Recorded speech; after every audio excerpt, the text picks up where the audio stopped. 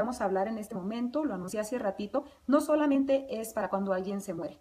Es igualmente importante cuando alguna persona se va de tu vida, ya sea porque haya sido su decisión, porque se acabó la relación que había, o incluso cuando hablamos no solamente de una persona, sino también de un animal.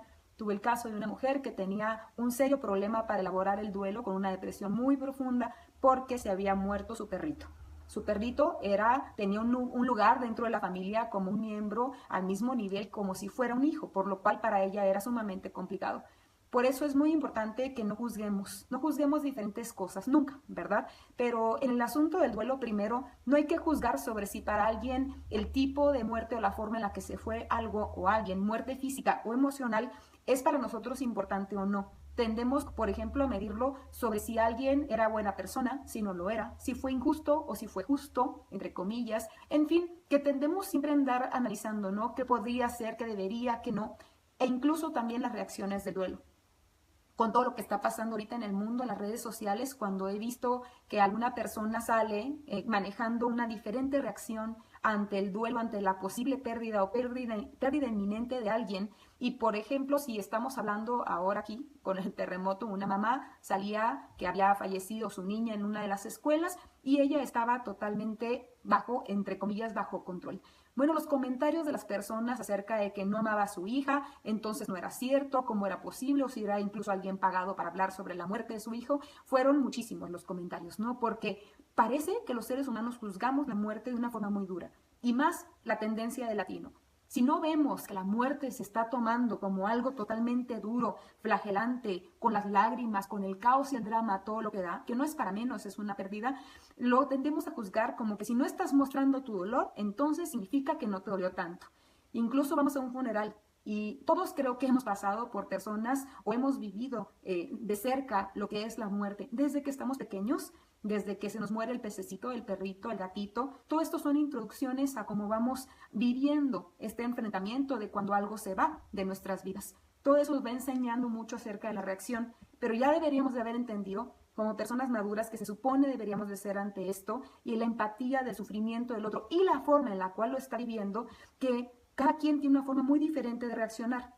Una de las personas que voy a hablar ahorita, los máximos exponentes en el duelo, es Kubler-Ross. Es una mujer que habló mucho al respecto, escribió libros, los cuales se los recomiendo, Kubler-Ross, y ella habla, que es lo que voy a mencionar ahorita, ¿no? Son etapas del duelo que no necesariamente van en orden. Tampoco estas etapas significa que deben de seguirse todas y no se puede saltar ninguna, aunque no vayan en orden. Depende mucho de la paz interna, de la espiritualidad, de la fe que alguien pueda tener o incluso del tipo de personalidad o el nivel de conciencia que alguien tenga. Puede que estas etapas no se lleven de todos de la misma manera o, como decía, alguien puede trascender simplemente con un nivel de conciencia tan elevado que entienda la muerte desde otro punto de vista para que esto se pueda elaborar distinto. Definitivamente que, como vemos, la muerte es muy cultural. Cada quien lo ve distinto. En el mismo México hay culturas donde parece que se tiene que llevar el luto, vestir de negro durante un año, donde tienes que llorar. En otras culturas no, es un paso a la vida. Nuestros ancestros mismos veían la muerte como una trascendencia, como dar un paso más allá. Pero ya que empleando más el término de muerte, es todo aquello que se termina, todo aquello que terminó su ciclo. Y a veces no se nos tiene que morir alguien o algo, simplemente tiene que acabar eso, sobre todo si yo no estaba dispuesto a dejarlo ir, si yo no quería, si no esperaba, si nunca me hubiera imaginado que esa situación, circunstancia, persona o algo no hubiera estado ya con nosotros. Entonces, entre menos nos estamos esperando que eso va a irse de nuestra vida, el impacto y el choque puede ser mayor. Como sucede cuando se nos muere alguien que no está en la etapa, digamos, que es normal que se muera. Sobre todo muertes de jóvenes, de formas de accidentes, donde no nos esperamos. No es lo mismo asimilación de muerte que cuando se va una persona de la tercera edad, que tal vez ya está enferma, que incluso estaba bajo mucho sufrimiento, e incluso podríamos llegar a pedir que por favor ya descanse y ya se vaya, a que cuando un niño pueda irse porque pasó un carro, un auto y lo atropelló, ¿no? Es muy distinto en cómo lo podemos ver. Igual si estás en una relación de pareja y no esperabas que te fueran infiel y no esperabas que esa relación fuera a terminar, entonces llega a ser un choque muy grande porque es como si se te hubiera muerto, una traición. O lo mismo de una amistad. Entonces, estas etapas son igual de válidas y es igual de válido también que tú te sientas al mismo nivel como si se te hubiera muerto físicamente algo o alguien. Así que primero es ser benevolentes, primero es entender que esto es una etapa, es un proceso y que cada persona tiene una forma de elaborar, repito, su reacción de una manera totalmente diferente. ¿Cuáles son las etapas que propone, que describe Kubler-Ross? Que, repito, no tienen que ser en este orden. Bueno, una de ellas es primero la negación. La negación es un mecanismo de defensa que cuando la mente interpreta que algo puede ser demasiado doloroso, cuando la mente dice, a ver, yo esto no lo puedo enfrentar, tal vez si lo enfrento y lo acepto de inmediato, que esto ha muerto o esa persona ha muerto, puede desquiciarme, me puede psicotizar, me puede enfermar. Y dice la mente, si yo creo que tú ahorita aceptas la muerte, creo que no vas a poder aguantar y te me vas a desmayar, te me va a dar un infarto, te me vas a morir. Entonces la mente en su maravillosa protección, en su mecanismo de defensa, en algunas personas manda la negación. ¿Y qué es lo que hace la persona? A toda costa llega a negar y a no querer creer, y muchas veces es la razón por la cual hay personas que requieren ver el cuerpo de los fallecidos. Y hay quienes, si nunca tienen el cuerpo, pues hace mucho más difícil la aceptación de la pérdida, porque de alguna forma, por más que sepas que en efecto falleció, que tal vez no hubo cuerpo de nadie, fue algo totalmente trágico, las personas no dejan de necesitar tener, ¿no? Dónde enterrar, dónde ir a llorar, dónde tener esa parte física donde yo asimile y acepte del todo que esto ya pasó. Hay personas, y conozco, por ahí sé de un caso, de algunas personas, no nada más una, que las habitaciones de sus hijos, de las personas que fallecieron en circunstancias muy peculiares, pues nunca pudieron ver sus cuerpos y las habitaciones siguen totalmente intactas. La madre de alguna forma sigue esperando que el hijo regrese a casa y como no ha visto un cuerpo, va más allá, ya van más de 2 años y estas personas siguen teniendo todo intacto y siguen sin aceptar que sus hijos nacieron. Otras personas pues tal vez mantienen nada más una especie, juegan entre la negación y la aceptación, pero sigue toda esta parte intacta donde yo no quiero que nada se me mueva porque, bueno, eso presupone un peligro en su personalidad. Si estas personas llegan a aceptar que eso pasó, pues imagina entonces esto puede ser muy delicado. Por eso estoy escribiendo este tema porque hay que apoyar los que estamos fuera a las personas que pueden estar viviendo esto. La negación, al ser un mecanismo de defensa, no puede durar mucho tiempo tampoco, ¿no? O puede provocar que la persona se dañe y se enferme muchísimo a nivel psiquiátrico, emocional, porque pues es difícil mantener la negación, ¿no? Constantemente. Entonces pueden pasar a la negación, perdón, a la ira. A la ira, donde muchas personas no necesariamente pues se muestran enojados. Como los niños, cuando una persona sobre todo muestra una inmadurez emocional, puede llegar a mostrar la ira como si fuera una persona sumamente agresiva. Puede estar altamente frustrado con todo y con todos. Como la ira tiene que ver con una especie de decisión, te enojas mucho, te enojas con tu Dios, te enojas con la persona que lo mató, te enojas con tal vez la misma persona que aunque esto sucede mucho, aunque sabemos que, por ejemplo, se pasa mucho, ¿no? En los duelos que no están resueltos. Una persona se le murió su papá y se le murió bajo una enfermedad. Duró un tiempo enfermo y sabía que se iba a morir y se murió. Pero esta persona no había descubierto que tenía durante mucho tiempo un dolor muy fuerte y un coraje hacia su padre. ¿Por qué me dejaste, papá? Esto es inconsciente. Pero es muy frecuente que en la mayoría de las personas habite dentro de ti, en tu inconsciente, la ira, el enojo, a por qué te fuiste, por qué me abandonaste, mamá, por qué incluso, pues tal vez yo sé que tú no lo quisiste conscientemente, tal vez no pudiste evitar morirte en el parto, pero por qué me dejaste estando yo tan vulnerable y tan pequeño. Entonces todo esto es importante que detectemos que muchas veces es inconsciente, pero no por eso no significa que esté ahí y nuestro actuar es donde se nota en el enojo hacia los demás o incluso dañándonos a nosotros y estando en actitudes donde podemos estar manifestando una evidente reacción en contra de nosotros, llevándonos en situaciones caóticas, llevándonos en situaciones autodestructivas, caer en drogas, caer en relaciones de conflicto o casi buscar también la muerte porque solamente así sientes que o tú también te lo mereces o que te quieres ir con esa persona. Entonces, bueno, llevamos 2. Repito, no tienen que ser en orden. Llevamos la negación, llevamos la ira, está la negociación. La negociación es una especie otra vez como que te regresas a la negación donde dices todavía no lo aceptas, ¿no? Y entonces puedes llegar fantasear con que, ¿qué tal si me imagino que esto no ha pasado, no puede ser? O que empiezas a pedir, ay Dios mío, por favor, si está vivo, yo te aseguro que voy a hacer esto o esto o lo otro, y empiezas una especie de negociar a modo de fantasía con lo que puedes, para ver si haces ese ritual fantasioso, mágico muchas veces, puedes evitar que pase lo inevitable. Después puede venir la depresión, en ese orden o no. La depresión es la tristeza inminente y es necesaria, porque todo duelo debe de doler, es natural.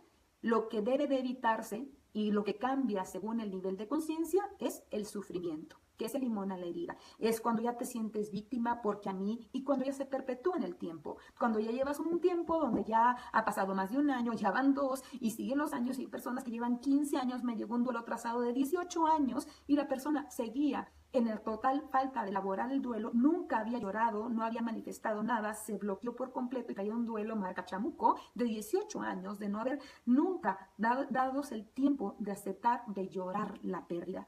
Es totalmente natural que encuentres un espacio, porque nuestro cuerpo es como un volcán, y es un volcán donde cuando le picas algo tiene que salir por donde debe de salir. Cuando no lo hacemos, el cuerpo es tan sabio que sale por una razón o por otra, de una manera u otra, incluso a través de enfermedades. El cáncer, por ejemplo, en su significado emocional, significa que casi siempre está muy asociado con el resentimiento y el rencor y todo lo que no pudiste superar y todo lo que te guardaste, no lo sacaste y brota a través del cáncer. Y así muchísimas enfermedades más.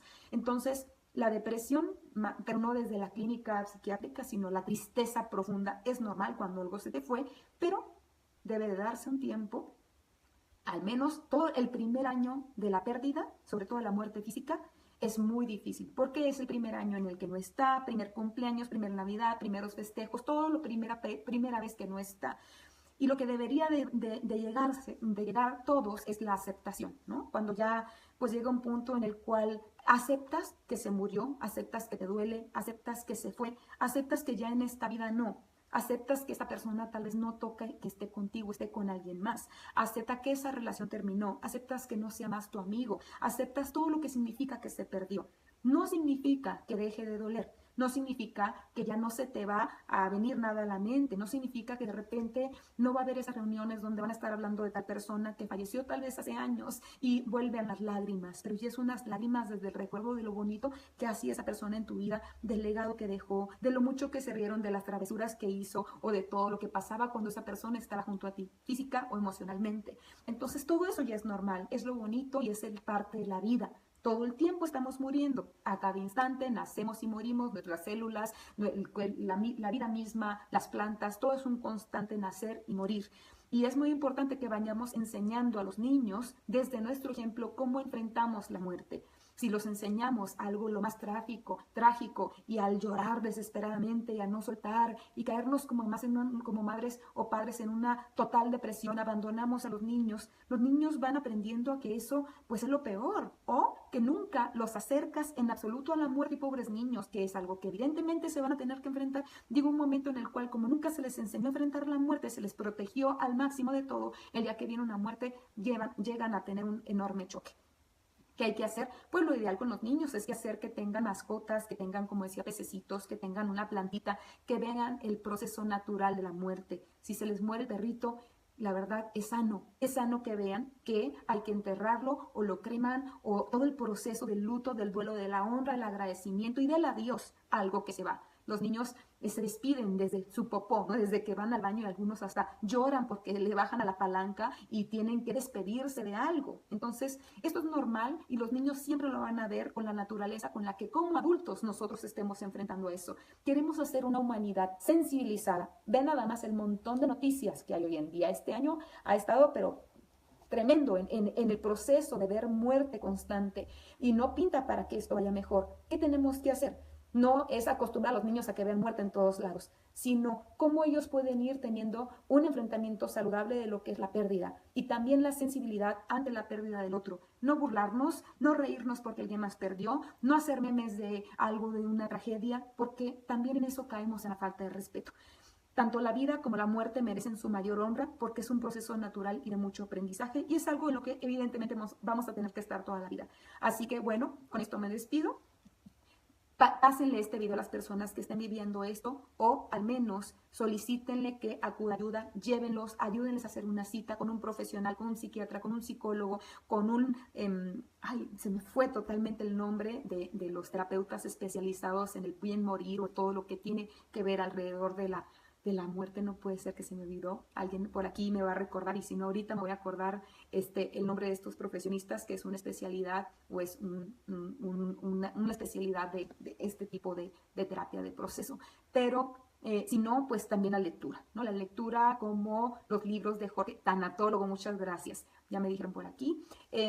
Las lecturas de Jorge Bucay, me encanta El Camino de las Lágrimas, es un libro precioso. Busquen también a los de Kubler-Ross. Si no, ahorita les pongo, escribo correctamente el nombre de esta chica, de esta señora, y para que busquen información, pero hay que darla, porque lo más triste no es nada como ver a alguien muerto en vida, que eso es la depresión. Es cuando ya no superas en esto y sigues así y la vida sigue y nada más ves que alguien está simplemente muerto, y es como si en el momento en que esa persona se le fue física o emocionalmente, también se le fue su vida, y no es justo. Hay que aprender, hay que apoyar, y no esperes que esta persona pueda hacerlo sola. Muchas veces va a requerir que tú te apoyes de eso.